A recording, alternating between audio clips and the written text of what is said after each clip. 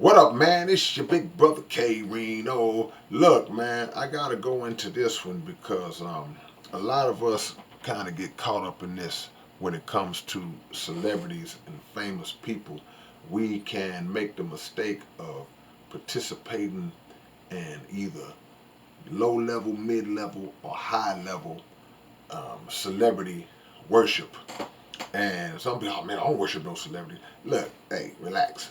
The word worship has different meanings. It doesn't just mean straight, flat out, just oh you are. It doesn't just mean that. Sometimes you can subconsciously have a sense of worship for an individual that goes beyond just admiration. That goes beyond just inspiration. Goes beyond entertainment, and it's all right when you draw inspiration from an athlete. When you see an athlete who has worked on their craft and become great at it, and you watch them overcome adversity, and you watch them go through the struggles of reaching a mountaintop in their particular field, and you become inspired by that, like, man, I can do that too, if that's what you're aspiring to do. And artists, musicians, and singers and rappers who make songs that affect your life and affect your spirit and that change the world and that move generations and that's inspirational. That's motivation. That's all right. You pulling from that.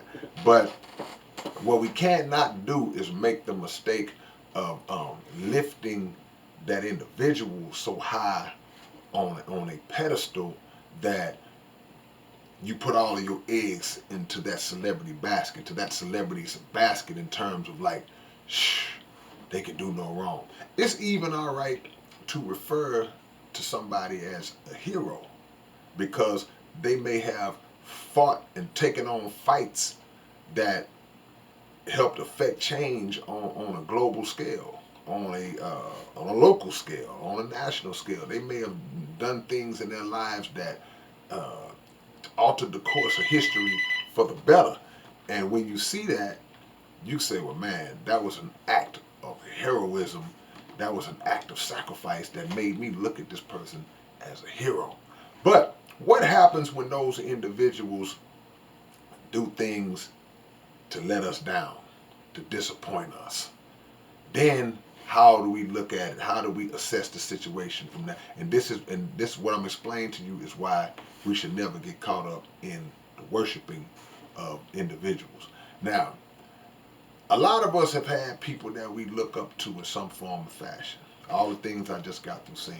Then there may be a time where you actually get the opportunity to meet that person. And when you meet that person, they're not the person you thought they would be. They're not the person that you hoped that they would be. It's like, man, this guy wouldn't even shake my hand. Guy wouldn't even take a picture with me. Guy wouldn't even sign my poster. Matter of fact, he was kind of ugly to me. Matter of fact, she just turned her nose up and looked down, looked at me like I was a peasant or something. You know what I'm saying? And that can really hit a person hard if you are somebody who has been supporting and riding with this particular celebrity for a long, long, long, long time. You rode with them so long to where you know aspects of their personality. You know their favorite food and favorite colors. You know all this stuff, and you spent a lot of money on their behalf. You bought tickets, front row tickets to their games, front row tickets to the concert. You bought the clothing lines and the merchandise when it came out, all these different things, and to meet that person in a moment and then they just shun you like that could be very disappointing. But what we got to understand is that these very individuals who have been blessed with these great talents from the Creator, they're humans. They're individuals. They're humans just like us.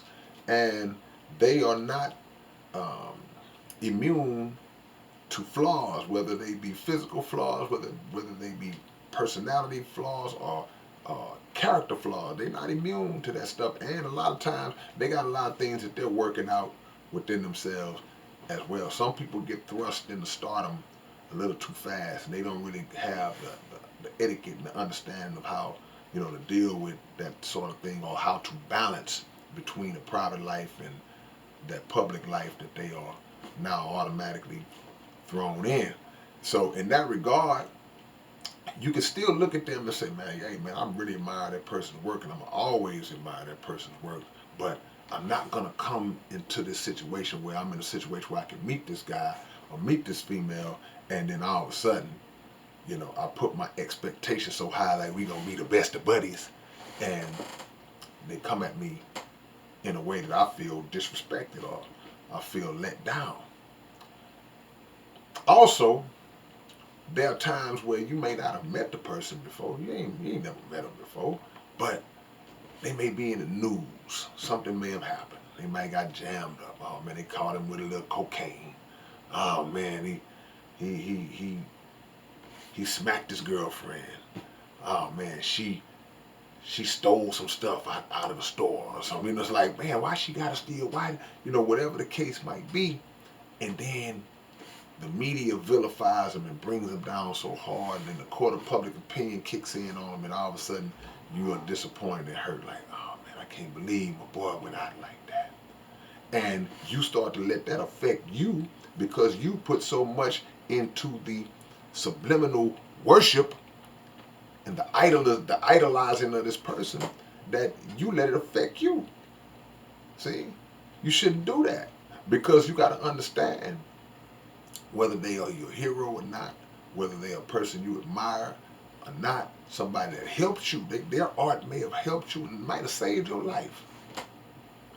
That was still an act that was worked through them. Really wasn't them. It was an act of God that was worked through them. It came through that person that you look up to.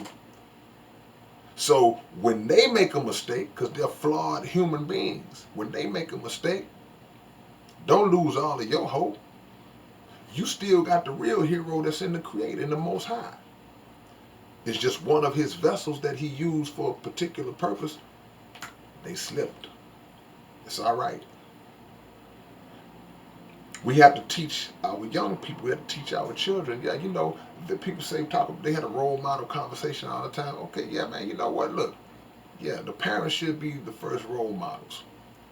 But that doesn't mean that other people don't have the ability, or it's beyond the scope of possibility that another person or even a famous person can display things and show things that you can take and that your children can take from that person and incorporate it into themselves to being a better person. You just pick and choose. Just like walking through the grocery store. I want this tomato, I want this banana, I want this apple. See, you don't take everything, but don't be disappointed. You might feel in a certain kind of way. Oh man, my favorite rapper dissed me. Oh man, my favorite basketball player, did that to me when I asked him to take a picture. He kept walking, didn't even acknowledge I was there. You may feel some kind of way because that's just natural. But shake that off and say, you know what? He's not the source of my success or my happiness. And you might not ever buy none of this stuff again.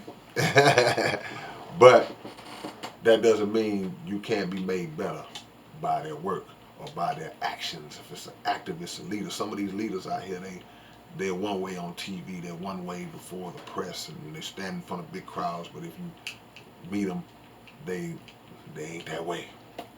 So focus on knowing who the real hero is, and focus on understanding that people are flawed and people are not perfect, and don't put all your hope into this person doing whatever it is you expect for them to do to you when you meet them.